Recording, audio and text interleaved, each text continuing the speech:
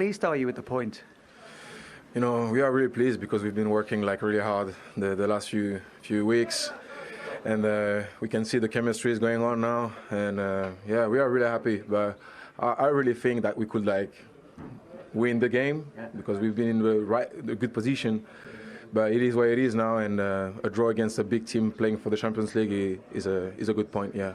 Twice you had to come from behind as well. Does that show the resilience and character of this team? Of course, it showed the mentality that we've been working on also. And yeah, we can see there's a lot of leaders now in the group, a lot of players that want to be playing and with the positive attitude, and that's what we on for. And yeah, we're really happy with that. Wang, if we can bring you in for two big moments. Firstly, the penalty. It looked as if it could be a debatable one. What was your view of it? Yeah, difficult to say.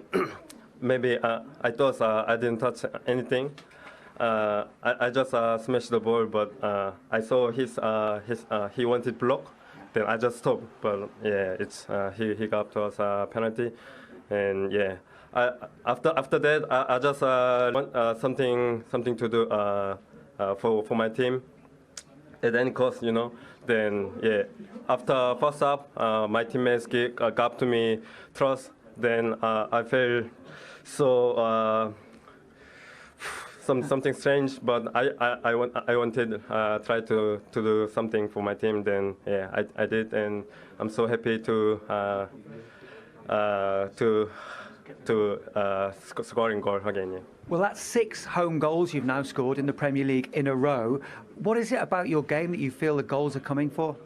I think work hard. We, as team, we train very hard, and we understand very well each other, and we feel like a family, you know, in the training ground, you know, on the pitch, off the pitch also. Yeah, we are very close, and we are every time all together.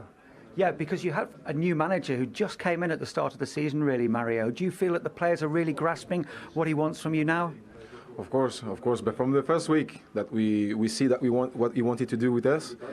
Of course, he's not going to get from the first week. It was hard, but we just keep going on it and on the way that he wanted to work with us.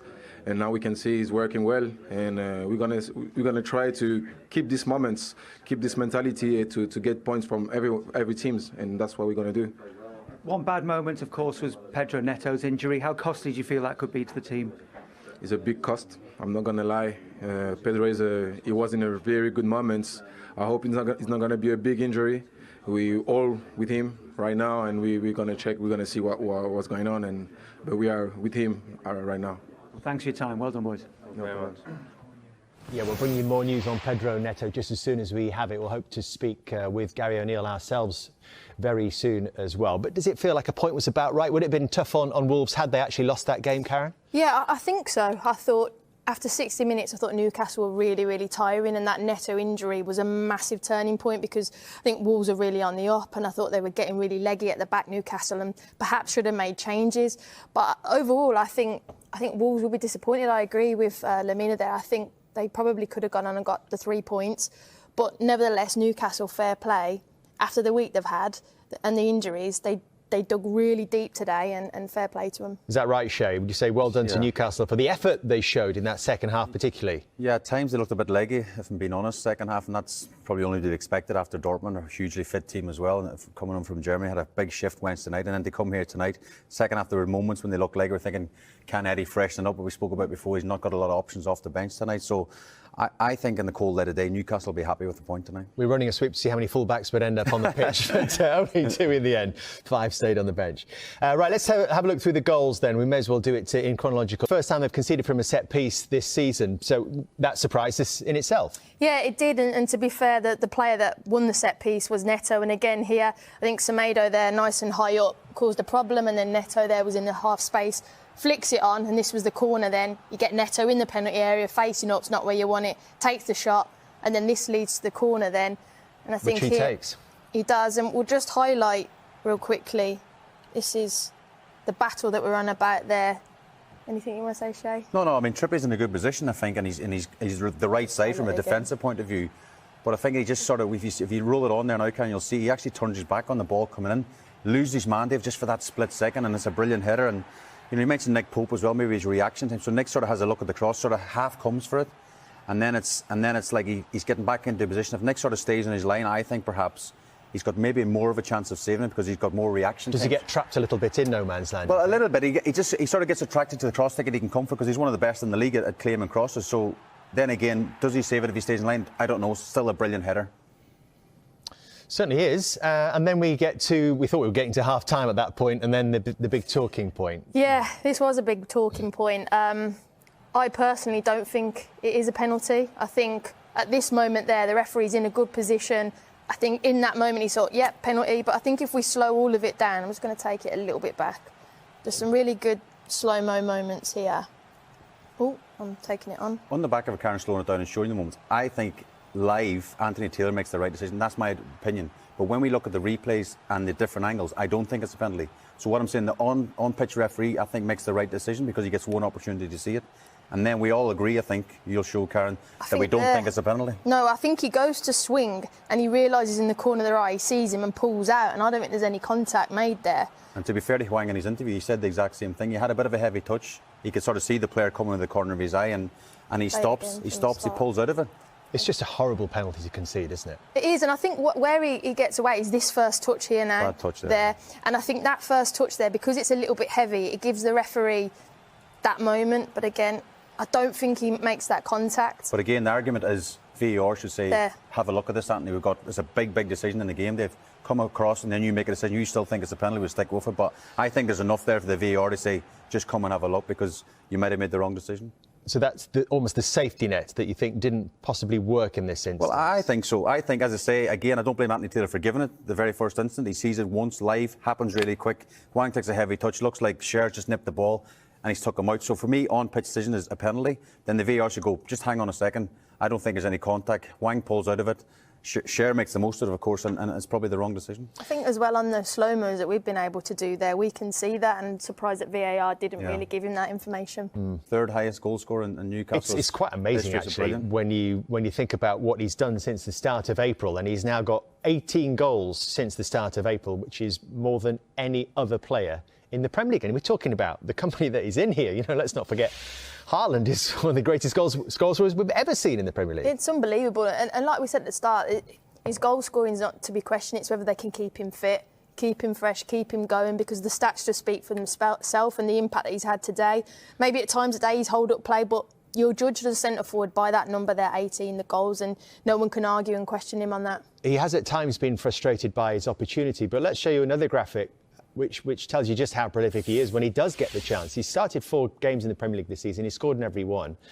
And his minutes per goal is now 60. Every 60 minutes, he's scoring a goal. Interesting to see who his next competition is. 23 minutes behind is Isak, who, of course, is injured, couldn't play tonight.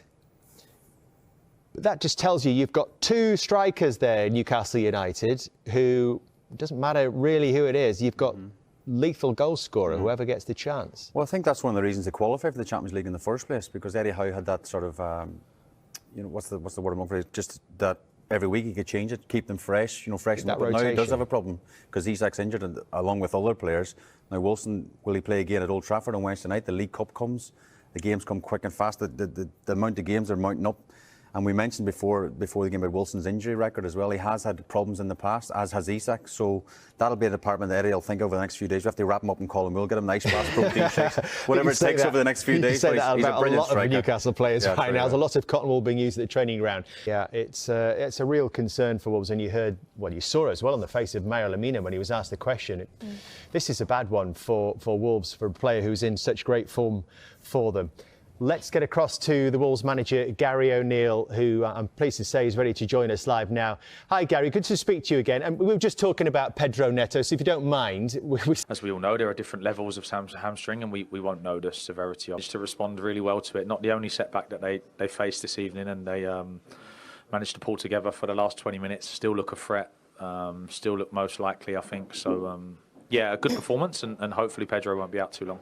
How do you view the game as a whole, Gary? We were having this debate in here. Do you see this as a good point because you had to come from behind a couple of times, or was there a sense that there was an opportunity here that you might have managed to beat Newcastle this evening? Yeah, I thought we were the better side. I did. I think the goals Newcastle scored, obviously there's a little bit of a mix-up and we're unfortunate for the first goal. Second goal's never, ever a penalty, ever.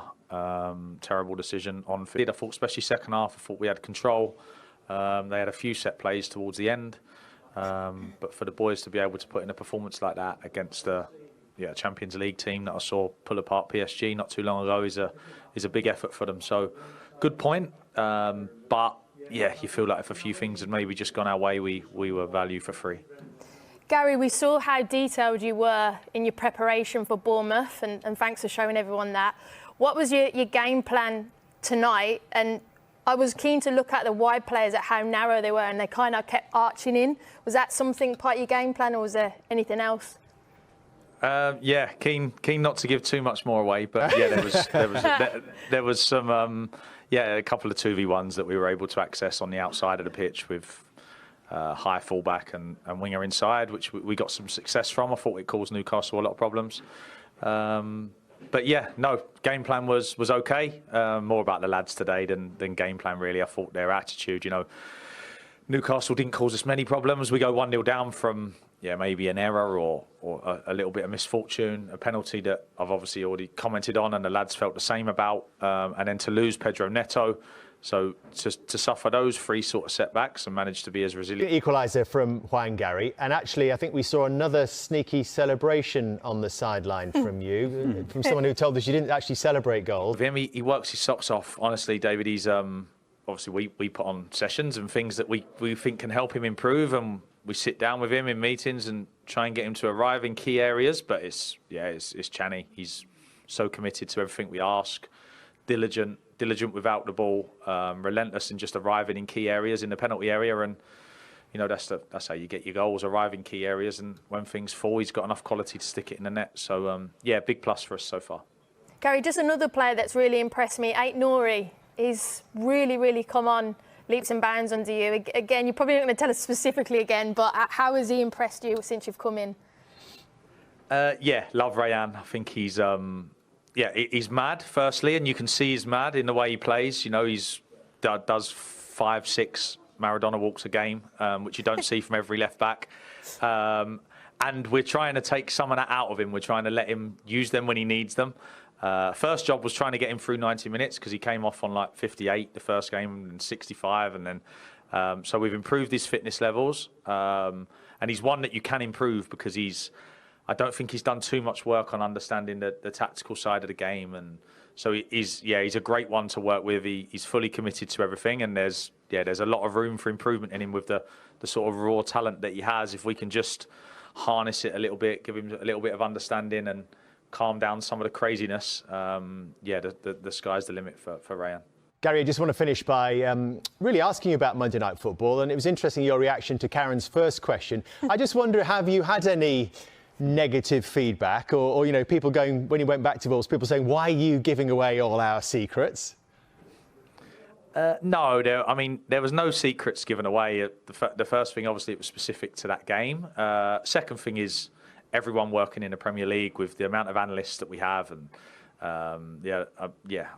we would be doing the other managers a disservice if we thought they were sat there watching that, learning anything. They all know this stuff already. So it was one for me to share with the public and give them a little insight into what we do. But no, in terms of giving away secrets, there was nothing given away. So if you do ask me one that I don't want to answer, like Karen did, then I'll hold back. Sorry. But yeah, that's okay. Only negative feedback was from you and Jamie in the ad breaks. So apart from that, listen, we loved having you with us. You know that. Thank you very much again, and well done on another good point this afternoon. Thanks, guys. Thank you. Yeah.